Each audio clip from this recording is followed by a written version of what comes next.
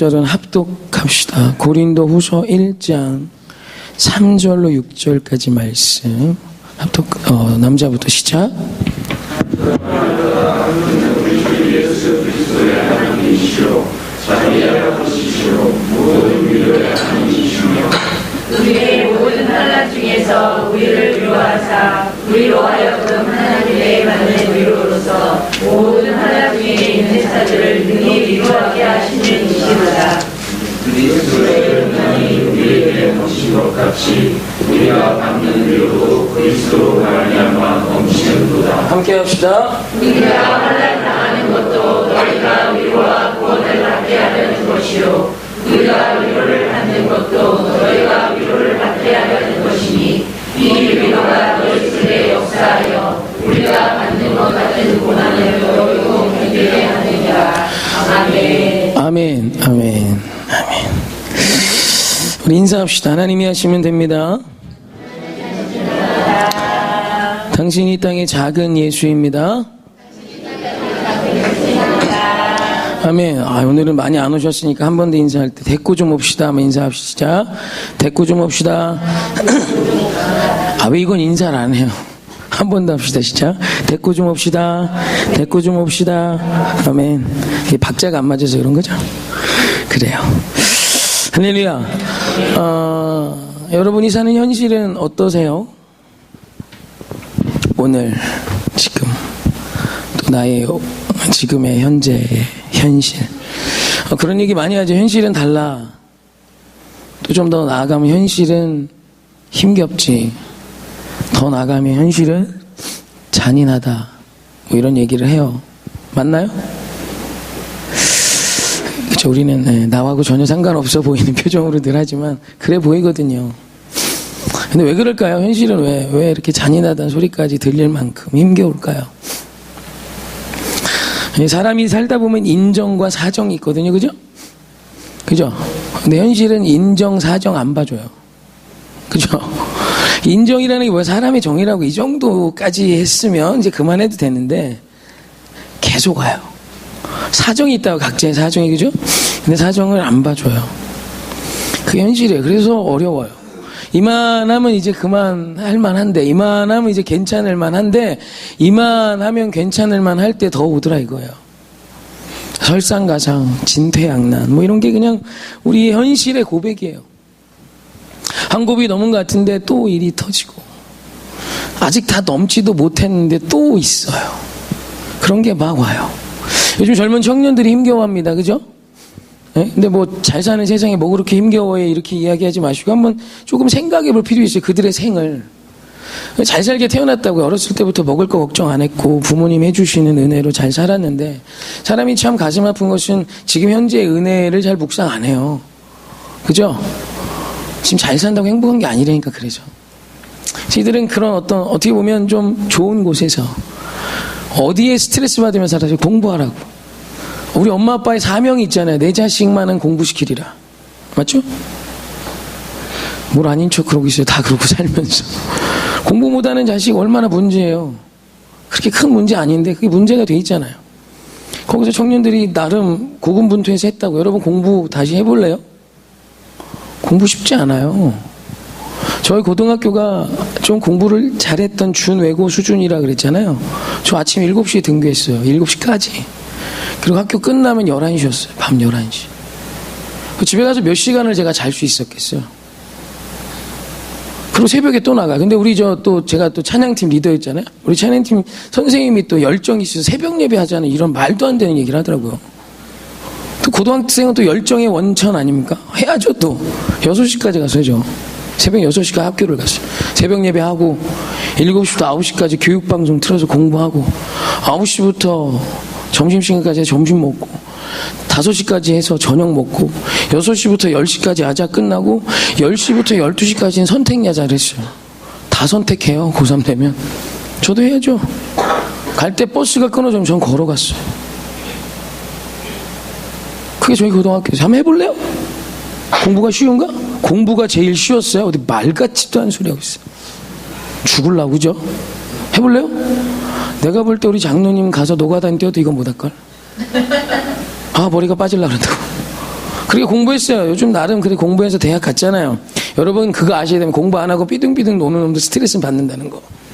그래서 그 대학 갔어요. 대학 나오면 뭔가 달라질 것 같은데 안 달라지거든. 현실은 그렇지 않아요. 왜? 다 대학 나왔거든.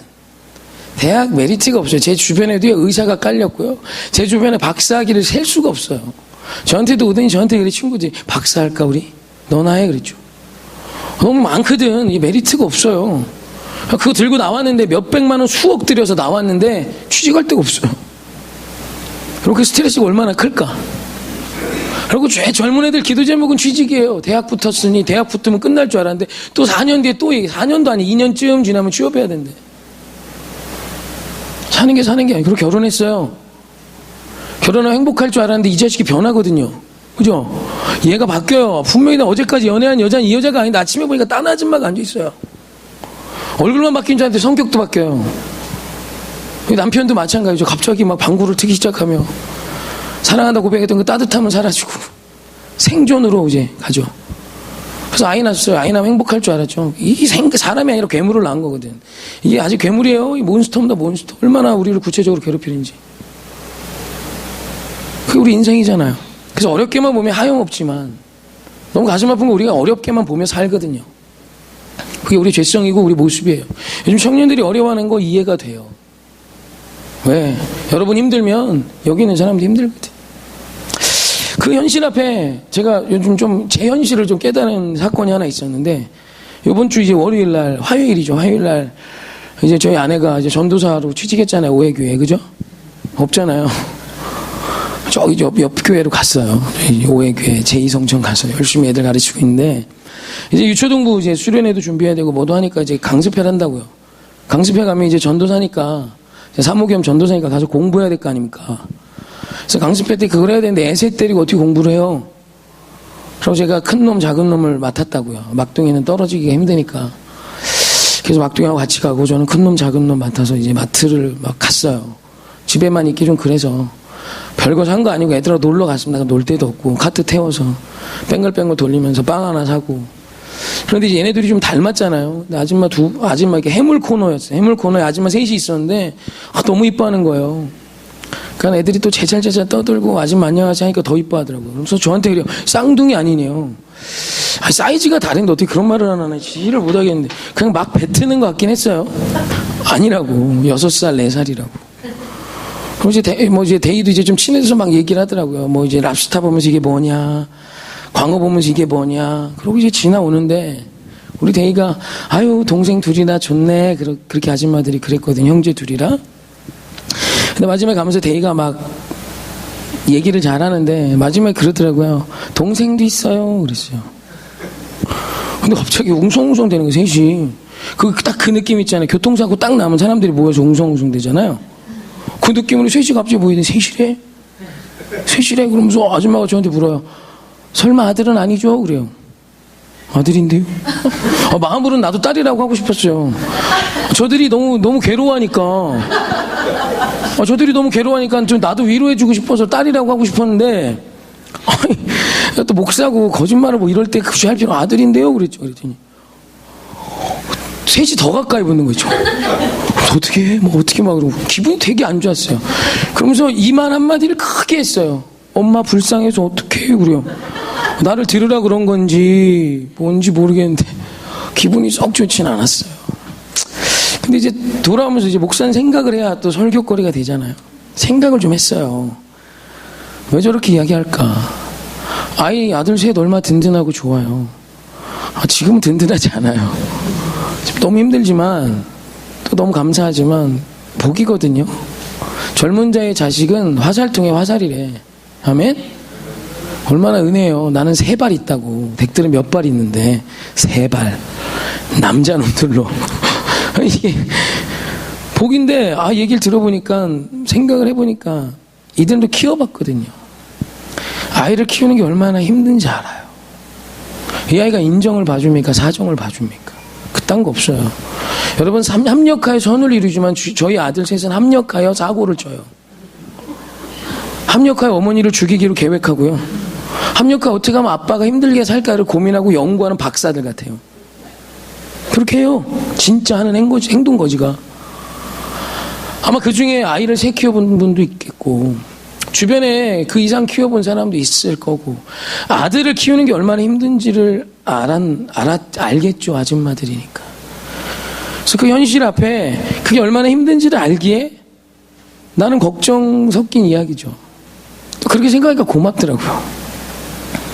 이게 오늘 우리 현실이에요. 이러다 보니까 애 3 키우는 거 복인데도 이게 어려워서 우울증 걸리고요. 요즘 엄마들 딸 하나 키우면서도 우울증 걸려서 약 먹어요. 진짜 많이 약 먹어요. 이게 어려운 거 남들 다 해서 쉬운 줄 알았는데 이거 하나가 안 되는 거예요. 이게 너무 힘들어서 우울증이 오고 도저히 나는 뭔가 이런 거 막 고백하고 죽을까 살까 이런 거 고백하고, 그리고 뉴스에 많이 나오잖아요. 애들하고 같이 죽어버리고 막 애들 버리고 가고. 힘든 거예요. 이 아이를 버리는 힘듦보다 이 아이와 사는 힘듦이 더 컸다고 생각됐나 봐요. 현실이 얼마나 힘들어서 그랬겠어요. 그냥 나쁘다고 비난만 하지 말고 나는 했지만 저 사람 못할 수도 있는 거거든요. 그래서 이 현실이 너무 힘들어서 우리는 기적을 원해요. 맞죠? 이적을 원해요. 뭔가 좀 회복되기를. 우리 하나님 왜 좋아합니까? 솔직히 톡 까놓고 뭐 주님의 영광을 위해 살기 원하는데 됐고 주님의 은혜와 능력으로 좀 내 인생이 편해지고 싶어서 왔잖아요. 맞잖아요. 여기 뭐 아멘 하잖아요. 벌써 주의 날개 괜히 그런 거 아니에요. 찬양할 때 너무 시끄러워. 좀 다음번에 할 때 마이크 좀 띄고 해. 너무 오버했어. 마이크를 삼키겠어. 그래서 하우링 나니까 조금 떼고 해. 알았죠? 아멘. 그래요. 우리가 이게 하나님 은혜, 주의 은혜 좋잖아요. 왜 우리 예수님 공생에 사회 가실 때 왜 사람들이 많이 따라다녔는데, 그분이 오병이어의 기적, 죽은 자를 살리는 기적 베푸시거든. 너무 신기하고 놀라워요. 나의 지금의 위기, 나의 지금의 문제를 해결해 주세요. 우리 그런 기대가 다 있잖아요. 안 그래요? 원추하잖아요. 미라클을. 기적을 원하잖아요. 여러분 기도하시잖아요. 그래서 아파하는 내 남편, 힘들어하는 내 아내 그냥 바뀌었으면 좋겠잖아요. 아니에요? 공부 더럽게 안 하는 아들이 40일 작정기도 끝나니까 어머니 공부하겠습니다. 제가 그전까지 그릇되게 산 것 같습니다. 뭐 이렇게 하고 이런 걸 원하잖아요. 아니에요? 저희 아내가 저희 아이들 때문에 힘들어서 기도해요. 그 정도 기도했으면 저희 아내가 기도 그래도 꽤 하거든요. 그 정도 했으면 이제 막내가 좀 이야기할 만하죠. 어머니 이제 기적인 제가 갈게요. 그 정도 해야 되는 거 아니야. 사람인데. 어머니 이제 기적인 제가 갈게요. 염려하지 마시고 물티슈 좀 갖다 주세요. 이런 얼마나 좋아요. 안 그래요? 둘째가 어머니한테 그래. 어머니 장은 제가 봐옵니다. 큰애가 그래. 어머니 살림은 염려하지 마세요. 우리 큰놈이 저에게 와서 뭐 이런 얘기, 아빠 오늘은 제가 설교할 테니까 쉬시라고. 뭐 이런 얘기 안 해요. 절대 안 해. 그거 하면 이상한 거야. 근데 우리는 이런 역전을 원할 때가 있더라니까. 초자연적인 능력. 하나만 제가 여러분께 한번 묻고 싶어요. 여러분 이런 놀라운 기적, 하나님이 하셨다고밖에 설명할 수 없는 이런 슈퍼내추럴한 기적을 경험한 분들 마음으로 손 드세요. 몇 분 계세요? 마음으로 손 들라 그랬어요. 또 이렇게 하지 말고. 별로 없으니까. 그죠? 두 번째 제가 물음을 할게요. 우리 하나님은요, 우리 현실 앞에 이런 기적은 참 어떻게 보면 인색하다 싶을 만큼 안 보여주실 때가 많은데, 예배 중이건 찬양 중이건 기도 중이건 주님이 주신 위로를 얻은 분이 있으면 마음속으로 손 한번 들어보세요.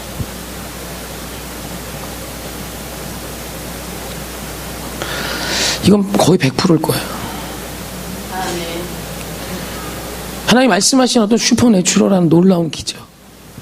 안진뱅이가 일어나고 중풍병자가 고쳐지고 오병의 기적이 일어나는 것은 우리 안에 흔하지 않아도 분명히 제 이름을 제가 제 목회 기간을 바라봤을 때 분명히 장담하건대 은혜는 있더라 이거예요. 주의 위로가 있어요. 하나님의 위로는 반드시 있어요. 그냥 막 미치고 싶어서 막 돌아버릴 것 같아서 기도하러 나왔는데 눈물을 주시고 펑펑 울고 나오면 주가 주신 은혜가 있더라니까. 이 위로의 응답은 우리 모두에게 있어요. 맞죠? 아닌 분은 끝나고 오세요. 여기 지금 오면 이제 곤란하니까. 있다고요. 우리 하나님은요, 솔직히 기적의 하나님이라 말하기보단 위로의 하나님이라 말하는 게 훨씬 어울려요. 내 현실을 탁 바꿔주시면 좋겠는데 이거 잘 안 해주세요. 그래서 제가 한번 분석을 해봤어요. 이제 철야배 때도 말씀드렸는데 우리 예수님이 하신 기적을 좀 분석해 보니까 이게 대단해 보여요. 그죠? 오병이어 얘기죠. 보리떡 5개와 물고기 2토막으로 장정 5,000명 먹었어요. 그죠? 숫자 다 하면 거의 2만 명이에요. 그래서 곰곰이 생각했어요. 놀라운 기적 맞죠? 그죠? 그죠? 근데 한번 생각해봐. 이 기적이 밥 한 끼야. 오병이어 기적이 따지고 보면 밥 한 끼라고. 난 이걸 발견하고 굉장히 놀랐는데, 오병이어 기적이 얼마나 좋으면 교회들도 오병이어 교회가 제가 아는 것만 몇 개, 여기도 있잖아. 근데 따지고 보면 이 오병이어 기적이 뭐예요? 밥 한 끼야, 밥 한 끼. 근데 밥은 밥인데 그냥 밥이 아니라 무한리필. 먹고 또 먹고, 먹고 또 먹고, 먹고 또 먹고 해도 되는 그냥 무한리필 밥 한 끼예요. 그래서 오병이어 교회를 바꿔서 이야기하면 밥 한 끼 교회, 무한리필 교회 이렇게 하면 돼요. 맞잖아. 제가 가감없이 설명하는 거잖아요. 안 그래? 오병이어 교회 놀라워요. 5,000명을 어떻게 먹어, 그 애기 도시락 하나로. 근데 중요한 건 이 위대한 기적이 결국엔 밥 한 끼들이니까. 아니냐 이거예요. 여기 죽은 나사로가 살아났어요. 지금 그 나사로 살았어요? 얼마 있다 또 죽었어. 위대하게 몇십 년 산 것도 아니고 그냥 몇 년 더 살고 갔어요. 나사로는 지금 없잖아요. 우리 하나님이 중풍병자 열을 고쳤어요. 그 중에 9명은 그 평생의 질병인 중풍병이 고쳐졌는데 감사하러도 안 왔어요. 한 명만 감사하라서. 한번 생각해 봅시다. 10명 중에 9명이 10명 다 고쳐졌는데 그 9명은 감사도 못하고 자기 삶을 자기가 하고 싶은 것을 따라갔단 말이에요. 그들이 위대하게 살았을 것 같아요? 따지고 보면 그 중풍병이 어쩜 더 은혜요. 주님을 찾았고 죄 짓지 않았고 하나님의 은혜 가운데 이 안개와 같은 인생 고생을 했지만 저 천국을 사모할 수 있는 하나님의 은혜를 사모했던 은혜. 근데 세상에 그 질병이 고쳐졌는데 감사하라도 안 왔어요. 따지고 보니까 이 기적을 따지고 보니까 위대해 보이고 놀라워 보였는데 별거 아니더라니까. 홍해가 갈라졌어요. 저기 안면도 가면 갈라져. 간간히 가봐요. 진짜 위대하고 놀라운 것 같았는데 따지고 보니까 별거 아니야. 무리를 걸어오신 예수님 신기하지. 그게 다지 뭐. 예수님이 이렇게 돛담배 밀고 오면 간지가 안 나요? 예수님이 무리를 걸어주셔야 돼요? 여러분, 그 기적의 본질은 그냥 하나님의 아들임을 보여주고 싶으셨던 거예요. 내가 하나님이라는 걸. 할렐루야. 따지고 보니까 우리 예수님이 하신 기적이요, 지금 남아있는 거 아무것도 없어. 뭐가 남았는데? 오병이어 먹어봤어요? 그 나사로가 지금까지 살아있으면 능력이죠. 그런데 아니더라니까. 여러분, 오늘 저와 여러분이요, 하나님의 위로가 얼마나 위대한지를 깨달았으면 좋겠어요. 여러분, 어린아이가 다쳤어요. 우리 아들 셋을 애기들 키우다 보면 얘네들이 넘어지면 엄마한테 뛰어가요. 아빠한테 뛰어가거나. 여러분, 넘어져서 엄마 품에 안기면 뭐가 달라져요? 지금 넘어져서 무릎이 까졌단 말이에요. 넘어져서 머리가 이렇게, 우리 둘째 셋째는 머리 항상 상처가 있어요. 그래서 헬멧을 씌워야 되나 말아야 되나 고민 중에 있어요, 제가. 그래서 한번 씌워봤더니 이게 크니까 막 부딪히더라고, 너무. 그래서 그냥 기도하고 뭐 붙였는데 더 찍히지 말라고. 여기 항상 있어요. 뭐 어디가, 얘네들이 이거 아프면 어디 가요? 엄마한테 뛰어가요. 그리고 뽀로로 밴드 붙여주면 만병통치약입니다. 안 아프대? 여러분, 솔직히 한번 생각해 봅시다. 어머니 품에 안겼다고 까진 상처가 나서요. 흘리는 피가 말라요. 아니면 부은 머리가 가라앉아요. 뽀로로 이 밴드를 붙인다고 그 부러진 뼈가 붙어요? 아니에요. 그래, 놀라운 게 뭐냐면 그 고통을 이길 힘이 이 안에 있더라니까. 다치고 나 혼자는 죽을 것 같이 괴롭고 무서웠는데 엄마 품에 안기니까 그 아픔과 고통을 이길 힘이 여기서 와요. 너무 위대한 게 뭐냐면, 기적은 나를 성장하는 통로는 안 되지만 너무 놀라운 건 그 엄마의 위로, 내 인생을 살며 주님의 날개 아래 주시는 그 하나님의 위로는 현실은 바뀌지 않지만 이 현실의 고통을 이겨낼 힘이 돼요. 여러분, 그 아이가 엄마 품에서 자라고 있다니까. 그 아이가 그 상처와 질병을 얻지 않는 인생이 아니라 고통 중에 그 어머니의 위로가 함께 하니까 그 아이가 인생이 변해요. 인생이 자라가고 성장하고 나중에는 어른이 되어 또 다른 아이를 안아주고 또 다른 사람을 품을 수 있는 인생이 돼요. 오늘 말씀 4절 한번 봅시다. 4절 한번 읽어볼까요? 저는 성경 안 펼쳤으니까 여러분이 크게 좀 읽어주십시오. 우리의 시작. 우리의 모든 환난 중에서 우리를 위로하사 우리로 하여금 하나님께 받은 위로로서 모든 환난 중에 있는 자들을 능히 위로하게 하시는 이시로다. 아멘.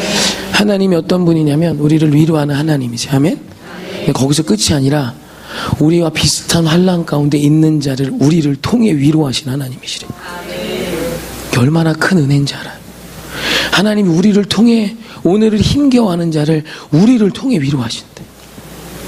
여러분, 위로의 힘 기적에 비하면 아무것도 아니죠. 우리는 솔직히 오늘 말씀 쫙 읽으면 위로 계속 나와요.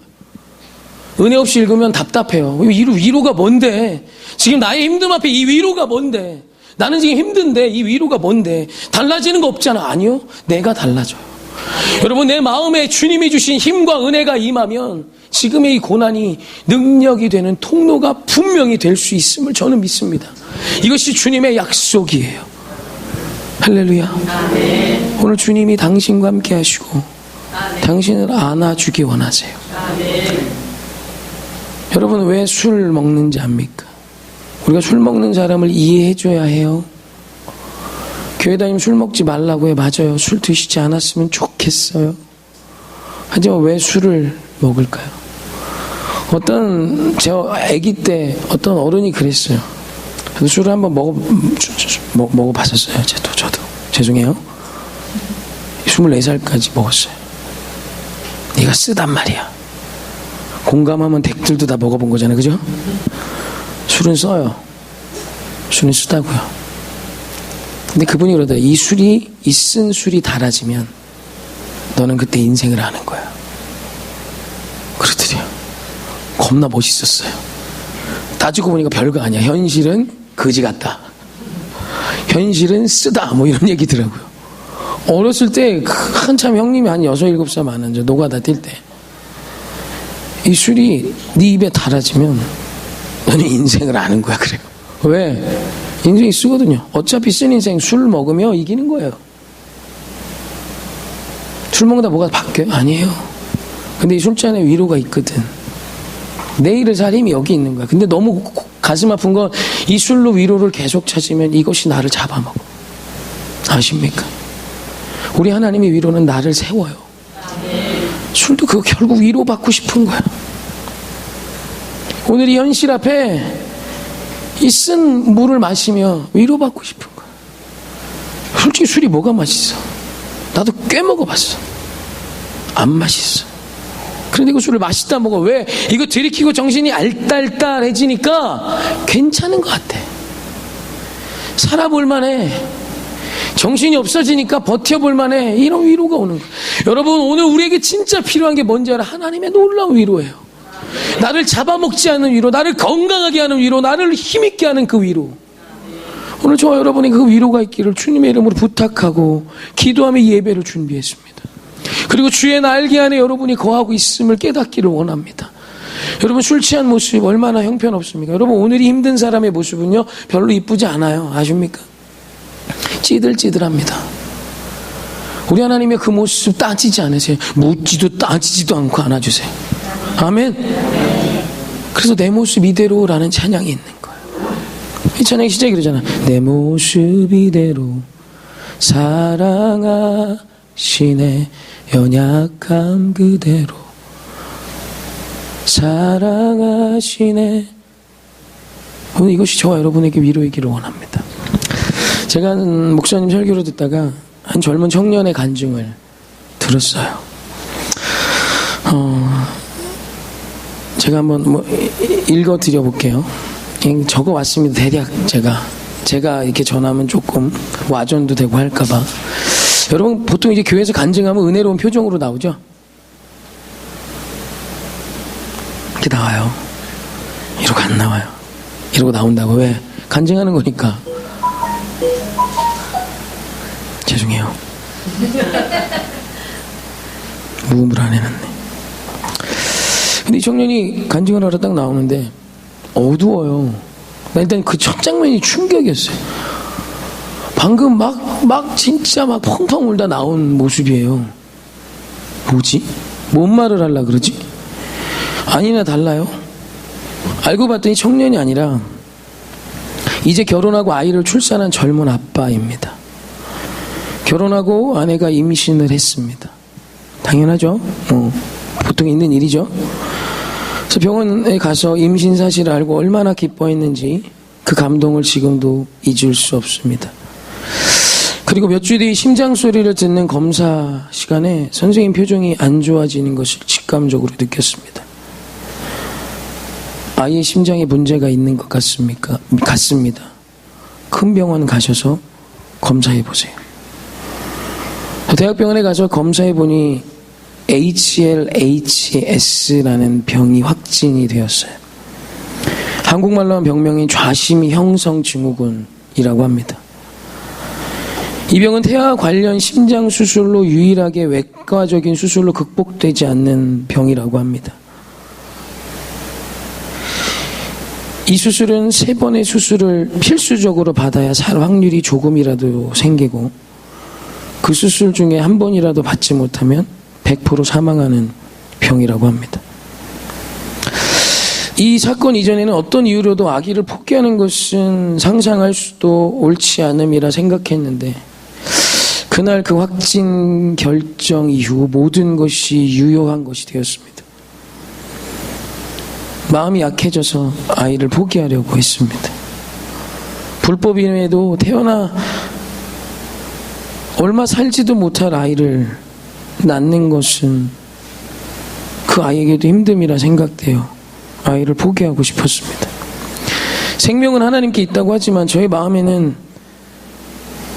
생명은 하나님께 있다고 말씀하신 목사님 앞에 이렇게 소리치고 있었습니다. 목사님도 이 고통을 모르시잖아요. 기도했습니다. 아이를 고쳐주세요. 아이를 살려주세요. 어떻게 해야 합니까? 무엇라 기도할 수도 없는 상황 가운데 교수님께서, 아이를 집도하는 교수님께서 이 아이가 태어나서 3주를 살 확률도 30%가 안 된다고 합니다. 그럼에도 교수님이 어떻게든 하자고 합니다. 그날 밤 저희는 아이를 포기하기로 결정하고 낙태를 도와주기로 약속한 병원에 연락을 했습니다. 그런데 연락을 했는데도 연락이 되지 않았습니다.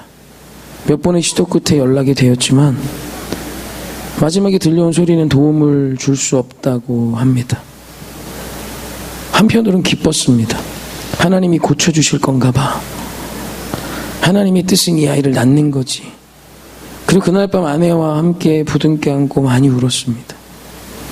그렇게 아이를 낳기로 결정하고 아이는 자랐습니다. 아이를 출산하고 다른 아이처럼 우리 아이는 엄마 품에 안겨있지 못하고 5초 만에 중환자실로 가야 했고, 얼마 지나지 않아 1차 수술을 했습니다. 수술을 하고 5일 동안 가슴을 열어놨습니다. 이 아이의 심장이 확실히 살아난 것을 볼 때까지 가슴을 닫을 수 없게 가슴을 연 상태로 5일을 우리 딸 샤론이가 있었습니다. 너무 감사하게도 아이가 좋아졌습니다. 아이를 데리고 처가를 갔습니다. 될 것 같았습니다. 하나님이 하시면 되니까. 2주를 넘길 수 없다고 한 샤론이가 100일 잔치를 했습니다. 눈물의 100일이었습니다. 병원 근처에 이사하고 또 몇 주가 지나 2차 수술을 해야 했습니다. 왜냐하면 아이의 심장에 무리가 오미 느껴졌기 때문입니다. 막 옹알이를 시작할 때였습니다. 1차를 잘했기에 2차도 잘할 거라 믿고 중환자실에서 재운 뒤 수술을 해야 하겠다고 의사 선생님이 말씀하셔서 이 아이를 재웠습니다. 그리고 그 아이가 자는 그 모습이 온전한 모습으로 볼 수 있었던 마지막이었다는 것을 그때는 미처 몰랐습니다. 11시간 동안의 2차 수술이 끝난 뒤에 너무 마음 아프게도 우리의 모든 기도 앞에 하나님은 응답하지 않으셨습니다. 결국 샤론이는 눈 한 번 뜨지 못하고 유아 세례를 중환자실에서 받았고, 그날 밤 아주 작은 의식 속에 저의 손가락을 마지막으로 잡아주고 하나님 품으로 갔습니다. 아이의 장례를 마치고 강단에 선 제가 여러분에게 어떤 말을 해야 할지 몰랐습니다. 저는 이 힘든 시련으로 하나님께서 끝없이 주시고자 하는 위로를 지금 조금씩 깨닫고 있습니다. 아들을 주신 그 사랑으로 저에게 한 번은 말씀하십니다. 힘들지, 많이 힘들지, 나도 그랬단다. 이 세상 누구도 너의 고통을 다 알지 못하지만 나는 분명히 안다. 힘내다오. 저희 가정은 아직 많이 힘듭니다. 회복 중입니다. 하지만 하나님께서 새로운 일을 저에게 주셨고 최선을 다해 사랑하게 하셨고 그 힘듦 안에 하나님께서 주시는 그 위로를 받고 있고 그 위로를 전하는 자로 살기를 원하시기에 이 일을 우리 가정에게 허락하셨음을 분명히 압니다. 끝입니다. 제가 간증을 드리면서 일단 표정을 통해서 좋은 일로 마무리되지 않았구나. 우리가 생각하는 좋은 일로 그걸 알았습니다. 그리고 이 간증을 다 듣고 하나님 좀 살려주시지 그러셨어요. 이런 생각이 듦과 동시에 왜 하나님이 저렇게까지 하셨어야만 했을까라는 생각에 주목하게 됐습니다. 하나님 왜 그러셨을까요? 저도 우리 셋째가 죽을 뻔했습니다. 죽을 수 있다 그랬고 이번 주가 고비라 그랬고 지금 폐혈증, 폐수종 증상이 있기 때문에 이걸 못 넘기면 죽는다고 했습니다. 그 마음을 압니다. 그리고 솔직히 포기도 했습니다. 하나님 데려가셔도 저에게 견딜 힘을 주옵소서.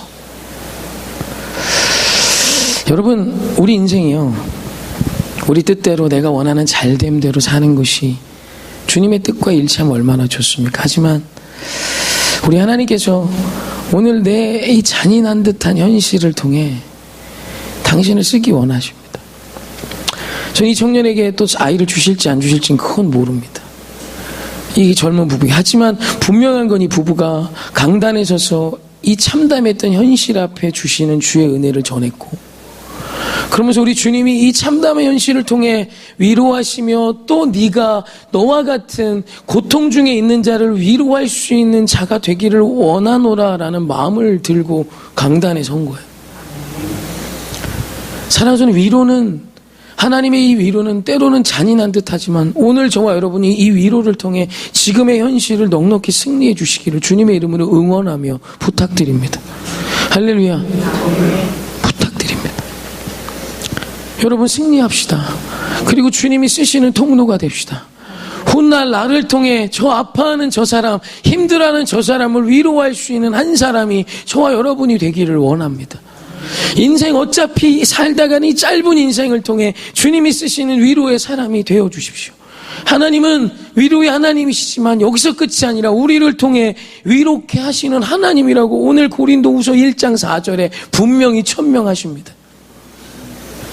여러분, 오늘 당신이 하나님의 거룩한 통로가 되어 주시기를 주님의 이름으로 부탁드립니다. 오늘 아까 했던 찬양 한번 다시 해봤으면 좋겠어요. 이 찬양이 오늘 우리 모두에게 참된 고백이 되었으면 좋겠습니다. 오늘 말씀 기억하시면서 한번 찬양해 봅시다. 내 모습 이대로